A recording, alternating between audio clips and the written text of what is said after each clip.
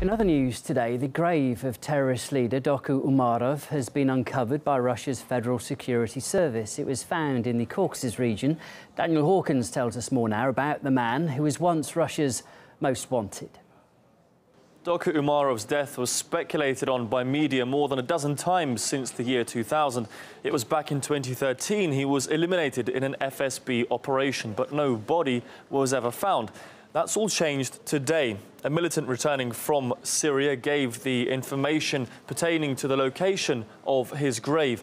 Doku Umarov was widely labelled as Russia's Osama bin Laden. He was an associate of the Al-Qaeda, Taliban and ISIL terrorist leaders. He himself was the leader of Imarat Kavkaz, a known terror organisation.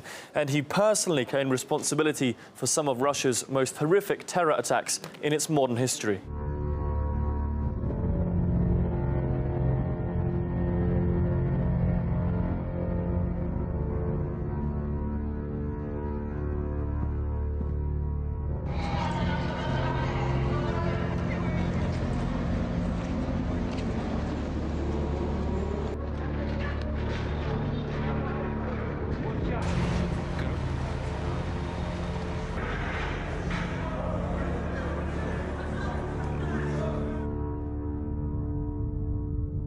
Doku Umarov was a militant commander in the First and Second Chechen Wars. Many of his most prominent allies and associates were considered freedom fighters by some Western governments in a battle of David and Goliath against the Russian state.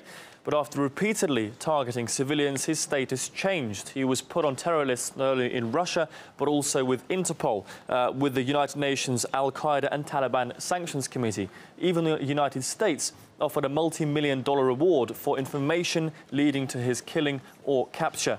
And today's discovery will bring closure to his many hundreds of victims and a final chapter in the biography of Russia's most wanted terrorist in modern history.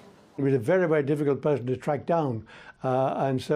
In many ways, they must have sighed a huge sigh of relief when they reported that he had been eliminated. But of course, he had other commanders under him and so on, and they continued. If you look at ISIL, if you look at the Islamic State, there may be, in fact, several thousand from the Caucasus, many of them Chechens. So therefore, it's in the interest of both Russia and America to come together and agree to cooperate so that the main enemy, because the main enemy is Islamic State, especially these Chechen fighters who are formidable fighters.